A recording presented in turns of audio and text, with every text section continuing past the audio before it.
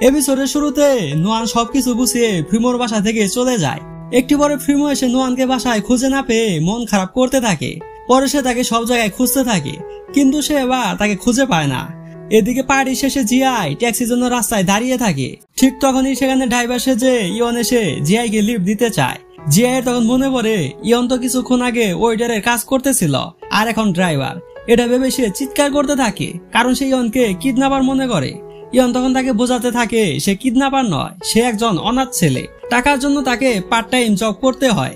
লিগান তখন মামার মুখে এত সুন্দর সুন্দর মিথ্যে কথা শুনে হা করে শুধু তাকিয়ে থাকে। জিআই পরে তার কাছে ক্ষমা চায়। জিআই তাকে লিফট দেওয়ার জন্য টাকা দিতে চায়। ইয়ন তখন সুযোগটা কাজে লাগায়, সে তার নাম্বারে টাকা পাঠাতে বলে, যার কারণে জিআই এর নাম্বারটাও সে পেয়ে যায়। এদিকে নোয়ান জিআইকে ফোন দিয়ে তাড়াতাড়ি বাসায় আসতে বলে। নোয়ান মূলত এখানে জিআই এর বাসায় থাকে। পরে সে তার জন্য ওয়েট করতে থাকে। একটু পরে সেখানে জিআই আসে। ইয়ন তখন নোয়ানকে দেখে তাড়াতাড়ি করে সেখান থেকে চলে যায়, কারণ নোয়ান যদি তাকে দেখে ফেলে তাহলে তার কাছে ফিরে তার পাকতে হবে না। রাতে জিআই নোয়ানকে বলে, ফ্রিমোর কাছে থেকে কি তুমি একেবারে চলে এসেছো নাকি? নোয়ান তাকে বোঝাতে থাকে আমাদের মাঝে একটি কন্টাক্ট হয়েছিল, তাছাড়া আমাদের মাঝে কোনো সম্পর্ক নেই। আজকে আমাদের কন্টাক্টের শেষ দিন ছিল, তার জন্য আমি চলে এসেছি। রাতে নোয়ান ফ্রিমোর সাথে দেখা করে মালাটি কিভাবে ফিরিয়ে দেওয়া যায় সেটা নিয়ে ভাবতে থাকে, কিন্তু ফ্রিমোর খারাপ ব্যবহারের কারণে সে সিদ্ধান্ত নেয় সে আর কোনোদিন ফ্রিমোর সাথে দেখা করবে না। এদিকে ফ্রিমো তো নোয়ানকে মনে মনে ভালোবেসে ফেলেছিল, তার জন্য সে শুধু তার কথা ভাবতে থাকে। পরের দিন নোয়ান সাজিং এর সাথে দেখা করে তার কন্টাক্টে টাকা নেয়। টাকা পেয়ে নোয়ান অনেক খুশি হয়, কারণ সে এবার ল্যান্ডরের টাকা ফিরিয়ে দিতে পারবে, যার কারণে তাদের থিয়েটারও বেঁচে যাবে। নোয়ান পরে সাজিংকে সেই মালাটি ফ্রিমোকে দিয়ে দিতে বলে। সাজিং বলে, এই মালা শুধু ফ্রিমোর পরিবারের দায়িত্ব নেওয়া লোককে দেওয়া হয়। তুমি কি মনে করো ফ্রিমো শুধু তোমাকে কন্টাক্টের জন্য এই মালা দিয়েছে? নোয়ান তখন তাকে কিছু না বলে সেখান থেকে চলে যায়। পরে সিনে অফিসিয়াল মিটিং এ ফ্রিমো বলে ইয়াহুয়া the galaxy of the blue মুভির জন্য তাদের সব থিয়েটারে মুভির স্ক্রিন দিবে, আর সেখান থেকে প্রথম সপ্তাহের প্রফিটও তারা আমাদের দিবে। এসব কিছু সম্ভব হয়েছে আমার 3 জন বিশ্বস্ত লোকের জন্য, অ্যাসিস্ট্যান্ট লিনজিং, ডিরেক্টর লি ও ম্যানেজার চিন। তারা মূলত জিয়াং এর সাথে হাত মিলিয়ে ফ্রিমোর কোম্পানির ক্ষতি করতে চেয়েছিল, তার জন্য ফ্রিমো তাদের অফিস থেকে বের করে দেয়।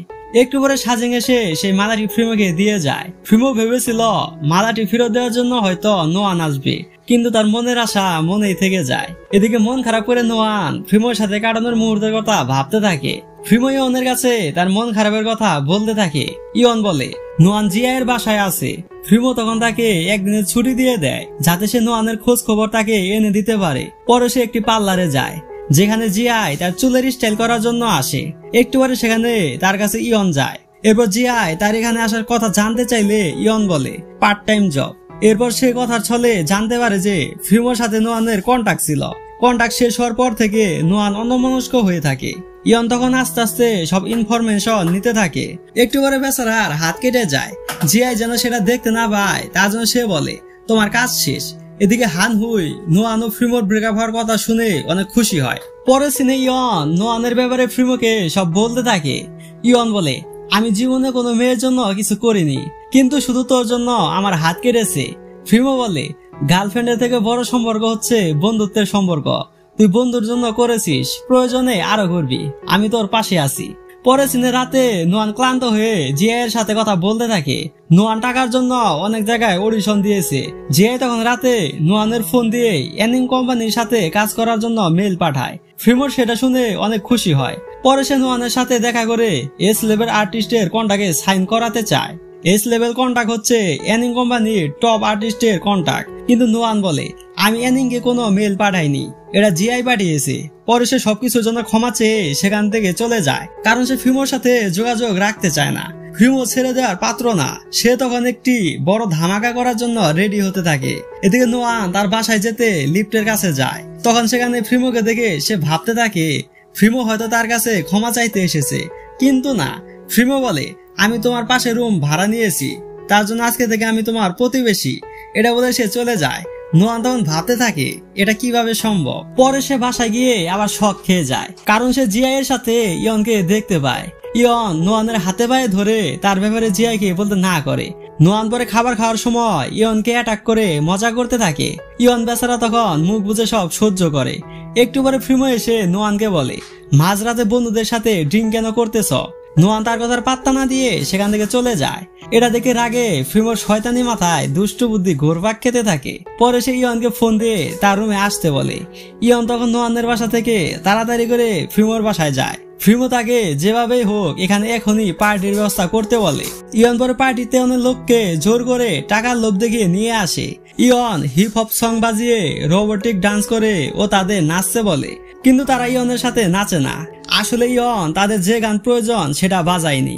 এই লোকগুলো আমাদের বাঙালির মতো পিকনিকে ডিপজল দাদুর গান ছাড়া নাচতেই পারে না। তার জন্য একটি লোক ডিপজল দাদুর গানের মতো গান দেয়, যার কারণে সবাই অনেক হইচই করে নাচতে থাকে। নোয়ান আর জিয়া এসবের কারণে ঘুমাতে পারে না। তার জন্য তারা ফ্রিমোর বাসায় গিয়ে এসব বন্ধ করতে বলে। তাদেরকে দেখে ইয়ন লুকিয়ে পড়ে। ফ্রিমো পরে সবাইকে চলে যেতে বলে, কারণ পার্টি খতম। পার্টিতে আসা এক বৃদ্ধ সিকিউরিটি গার্ড সেখানে ঘুমিয়ে পড়েছিল। এটা দেখে নোয়ান বুঝতে পারে ফ্রিমো ইচ্ছে করে এসব করতেছে যাতে তাদের ঘুমে ডিস্টার্ব হয়। যাই হোক, সেখান থেকে সবাই যাওয়ার কারণে জিয়া ইয়নকে দেখতে পায়। তার জন্য সে রাগ করে সেখান থেকে চলে যেতে থাকে। ইয়ন তখন তার কাছে গিয়ে সব সত্য কথা বলে দিতে চায়। জিয়াই বলে, আজকে থেকে তুমি পার্ট টাইম জব করবে না। এটা শুনে ইয়ন অনেক খুশি হয়। তার জন্য সে মনে মনে ভাবতে থাকে, যাক, এ যাত্রায় বেঁচে গেলাম। পরে জিয়াই তাকে বাসায় গিয়ে রেস্ট করতে বলে। তার জন্য সে চলে যায়। এদিকে নোয়ান ফ্রিমোর সাথে ঝগড়া করতে থাকে। নোয়ান বলে, আপনি আমাকে বিরক্ত করা বন্ধ করেন। ফ্রিমো বলে, তুমি যে মাঝরাতে ড্রিঙ্ক করতেছিলে সেটাতে আমিও বিরক্ত হয়েছিলাম। একটু পরে তাদের ঝগড়ার মাঝখানে একজন ভদ্রলোক আসে। সে এসে বলে, আমার কাছে রিপোর্ট এসেছে মাঝরাতে তোমরা হইচই করে লোকদের ডিস্টার্ব করতেছ। ফ্রিমো যেন লোকটির কাছে বাজে কথা না শুনে তার জন্য নোয়ান বলে, আসলে সে আমার বয়ফ্রেন্ড, তার সাথে একটু ঝগড়া হয়েছিল, তার জন্য হইচই করতেছিল। এটা শুনে তো ফ্রিমো অনেক খুশি হয়। পরে লোকটি সেখান থেকে চলে যায়। তখন নোয়ান বলে, এসব আমি লোকটির হাত থেকে তোমাকে বাঁচানোর জন্য বলেছি, বেশি খুশি হয়ে লাভ নেই। এটা বলে সে চলে যায়। পরের দিন ল্যান্ডরের লোকেরা নোয়ানের ভাইয়ের সাথে তাদের বাসায় আসে। এটা দেখে জিয়া ইয়নকে মেসেজ দিয়ে তাড়াতাড়ি তাদের বাসায় আসতে বলে। এদিকে হান হুই ফ্রিমোর সাথে দেখা করার জন্য তার অফিসে আসে। ইয়ন তখন ফ্রিমোকে মেসেজ দিয়ে তাড়াতাড়ি নোয়ানের বাসায় আসতে বলে। ফ্রিমো পরে হান হুইকে কোনো পাত্তা না দিয়ে নোয়ানের বাসায় যেতে থাকে। এটা দেখে বুঝতে পারি ফ্রিমো হান হুইয়ের থেকে নোয়ানের বেশি মূল্য দিতেছে। যাই হোক, এদিকে নোয়ান ল্যান্ডরের সাথে কন্ট্রাক্টের পেপার পরে জানতে পারে যে তারা যে 10 লক্ষ টাকা নিয়েছিল সেটা সুদ আরো 10 লক্ষ টাকা হয়ে গেছে। কিন্তু নোয়ান তো মনে করেছিল 10 লক্ষ টাকা দিলে সব ক্লিয়ার হয়ে যাবে। তবে এখন আরো 10 লক্ষ টাকা তারা কোথায় পাবে? ল্যান্ডরের লোকেরা তখন নোয়ানের সাথে বাজে ব্যবহার করতে থাকে। শিয়াওকাই বাধা দিতে গেলে তাকেও মারতে থাকে। তখন সেখানে ফ্রিমো ও ইয়ন এসে তাদেরকে মারতে থাকে। পরে ফ্রিমো সব কথা শুনে তাদেরকে 10 লক্ষ টাকা চেক দিয়ে চলে যেতে বলে। এসব দেখে শিয়াওকাই ফ্রিমোকে তার বোন জামাই মেনে নেয়। নোয়ান তার ভাইকে শুধু চুপ করতে বলে, কিন্তু কে শুনে কার কথা? ফ্রিমো এসব মনে মনে এনজয় করতে থাকে। শিয়াওকাইয়ের অত্যাচারের কারণে তারা দুজনে রুম থেকে চলে যায়। নোয়ান পরে ফ্রিমোকে তার টাকা আস্তে আস্তে ফিরিয়ে দেওয়ার কথা বলে। ফ্রিমো তখন সুযোগের সদ্ব্যবহার করে। সে বলে, তুমি আমাদের এই কন্ট্রাক্টে সাইন করো, নয়তো এখনই আমার 10 লক্ষ টাকা ফিরিয়ে দাও। নোয়ান তখন মাইনকার চিপাই পরে দ্বিতীয়বারের মতো কন্ট্রাক্টে সাইন করে। ফ্রিমো তখন মজা করে বলে, নার্স, আমার জন্য ওষুধ নিয়ে আসো, কারণ তোমার জন্য ফাইট করেই আমি ব্যথা পেয়েছি। নোয়ান তখন বুঝতে পারে কন্ট্রাক্টে সাইন করার কারণে তার ভবিষ্যৎ এখন অন্ধকার। এদিকে জিয়াই শিয়াওকাইয়ের যত্ন নিতে থাকে। শিয়াওকাই বুঝতে পারে যে জিয়াই তো আসলে ইয়নের কথা ভাবতেছে। তার জন্য ইয়ন চলে যাওয়ার সাথে সাথে জিয়াইকে তার সাথে কথা বলতে যেতে বলে। একটু পরে সেখানে নোয়ান আসে। শিয়াওকাই তখন ফ্রিমোর নামে সুনাম করতে থাকে, যার কারণে তাদের ভাই বোনের মাঝে ঝগড়া লেগে যায়। যদিও এসব দুষ্টু মিষ্টি ঝগড়া ভাই বোনের সাথে সবাই করে থাকে। নোয়ান তখন শিয়াওকাইকে বাসা থেকে চলে যেতে বলে। শিয়াওকাই তখন যাওয়ার সময় তার কাছে গাড়ি ভাড়া চায়। এটা শুনে নোয়ান যে তার কানে ধরতে যাবে, তখনই শিয়াওকাই সাথে সাথে সেখান থেকে চলে যায়।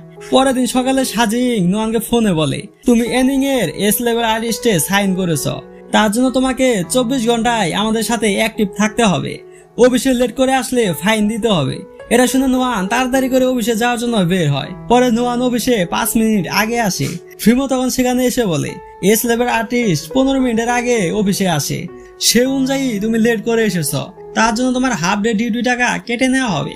যাই হোক, স্বাধীন করে নোয়ানকে সবকিছু বোঝাতে থাকে। ফ্রিমো তখন সেখানে গিয়ে কঠিন কিছু শর্ত দিয়ে দেয়। নোয়ান সেগুলো শুনে প্রথমে ভয় পেলেও পরে বলে, আমি আপনার সব শর্তে রাজি আছি। যে ফ্রিমো তাদের এস লেভেল আর্টিস্টের ডান্স রুমে একবারও যায়নি, সে আজকে চুপি চুপি করে 5 বারের মতো নোয়ানের প্র্যাকটিস দেখতে আসে। তখন সাজিং এসে বলে, স্যার আপনি এভাবে আসলে তার প্র্যাকটিসে ব্যাড ইফেক্ট করবে। পরে ফ্রিমো নোয়ানকে ফোন দেয়। তখন সেখানে সাজিং এসে বলে, প্র্যাকটিস করার সময় এস লেভেল আর্টিস্টের কাছে ফোন থাকা নিষেধ, সেটা তো আপনিই বলেছিলেন। বেচারা তখন আর কিছু বলতে পারে না।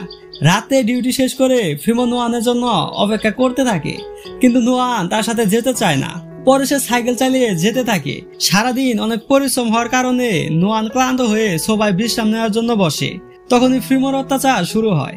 সে একটু পর পর নোয়ানের জন্য খাবার আনে, আবার বাইরে ঘুরতে যেতে বলে। নোয়ানের শুধু একটি কথাই ফ্রিমোর মুখ বন্ধ করে দেয়, সেটি হচ্ছে এস লেভেল আর্টিস্টের নিয়মে এসব কাজ করা যাবে না। ফ্রিমো তখন রেগে নিয়মই চেঞ্জ করে দেয়। নোয়ান রাতে ঘুমানোর আগে সাজিংকে ছবি তুলে পাঠায়, কারণ ফ্রিমো তার জন্য এটা নতুন নিয়ম বানিয়েছে, যাতে সে মন ভরে নোয়ানকে দেখতে পারে। নোয়ান তখন একের পর এক পিক তুলে দেয়, কিন্তু সাজিং বলে, ভালো করে ছবি তুলে পাঠাও। তখন আমরা দেখতে পারি এসব শয়তানি ফ্রিমো করতেছে। নোয়ানের সুইট গুলুমুলু ছবি তোলার স্টাইল দেখে ফ্রিমো অনেক হাসতে থাকে। আর এখানে ড্রামাটির 3য় পার্ট শেষ হয়ে যায়। যাই হোক গাইস, ভিডিওটি ভালো লাগলে ফটাফট ভিডিওতে লাইক কমেন্ট শেয়ার করে দিবেন। নেক্সট পার্ট দেখার জন্য অবশ্যই চ্যানেলটিকে সাবস্ক্রাইব করে দিবেন।